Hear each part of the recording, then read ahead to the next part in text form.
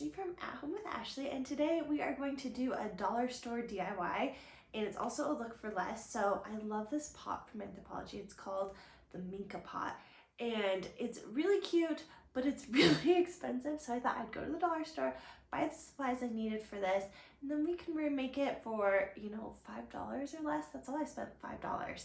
So it'll just take some elbow grease, which is, you know, kind of the fun part. So let's make this together and let me know what you think in the comments. Okay, here is a look at the Minka pot. You can see the large size is $128. This is an expensive pot. The medium is $88, which is about the size I'm making, but it's really pretty. Look up close at that texture. We're gonna try to recreate that. Supplies I got for this project from the dollar store.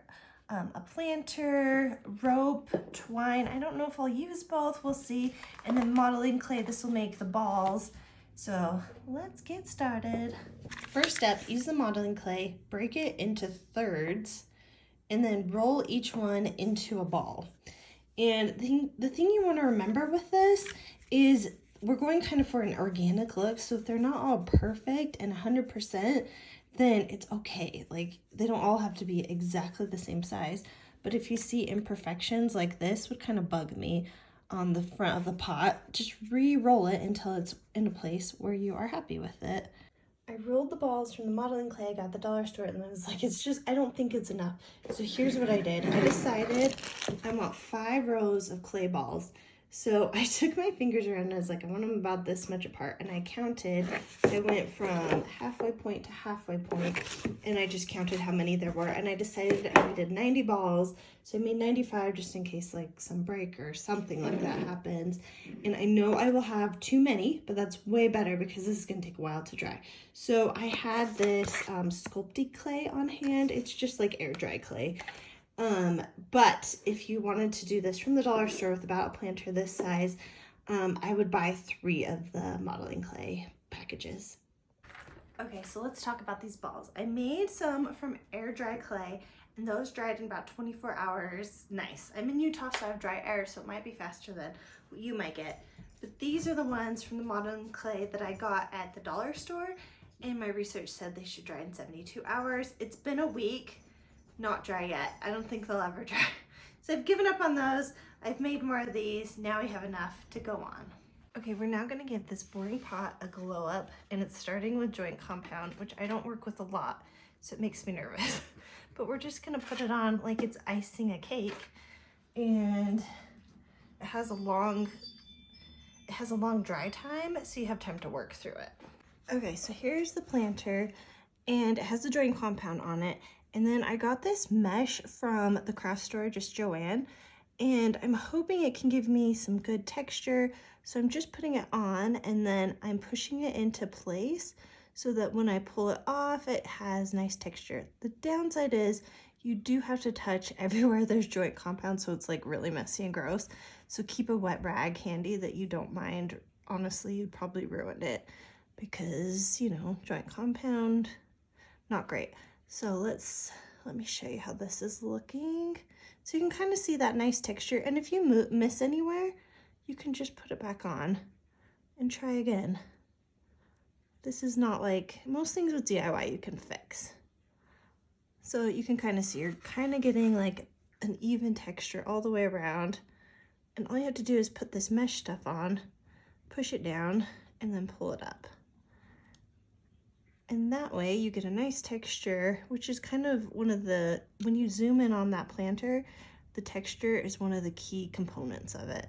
Maybe just looking at it from far away you don't notice, but it's definitely a design point. So you can kind of see where we're going with that.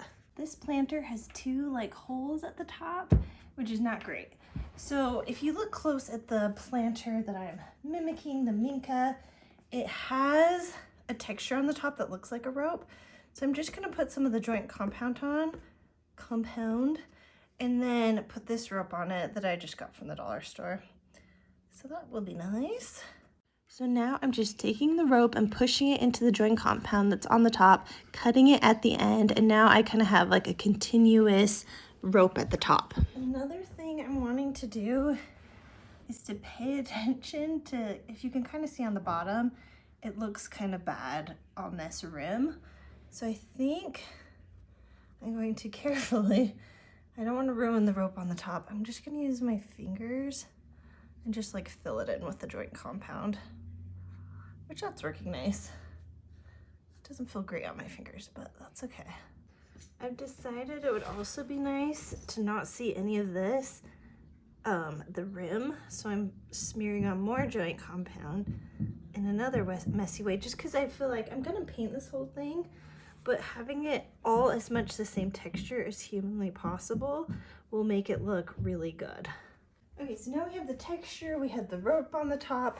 It's kind of like the frame is done, and now we gotta add some to the inside. So I'm gonna cut some rope into just small pieces, because on the Minka pot, it's kind of like there's rope ball, and this is too thick to put the rope straight down. I don't have enough of it.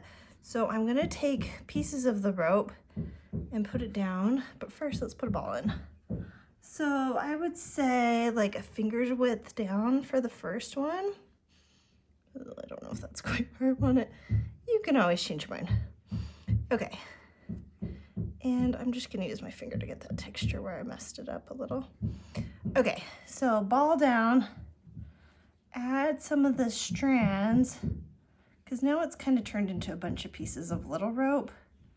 I don't know if you can see, but it's kind of falling apart, which is okay, I hope. Okay, so I'm kind of pushing those together and putting them next to the ball. Then we'll repeat, do another ball. And if it's not sticking, you can add more joint compound to just act like glue. Then we'll put some more rope. And kind of the beauty of doing the rope like this is you just use so much less of it. And once this is all painted, I think it'll look really cool. So now that we kind of have the basic premise down, it's just repeat, repeat, repeat, right? Ball, rope, down, over.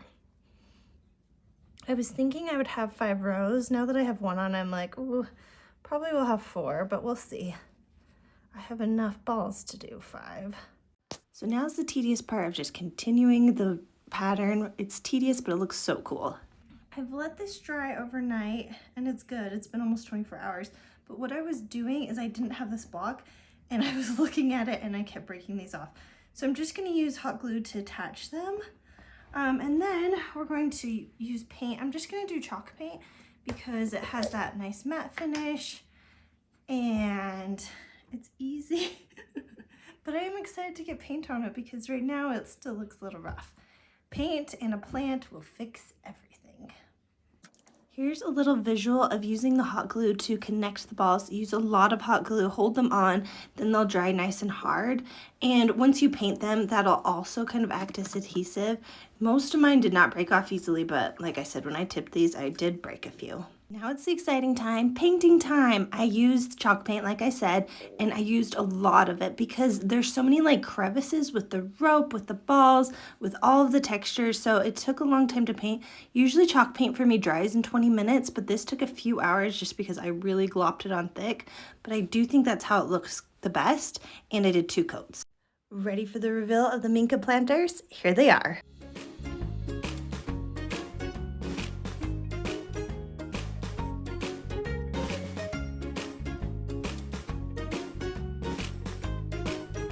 Thank you for watching. If you like this, please give it a thumbs up and subscribe.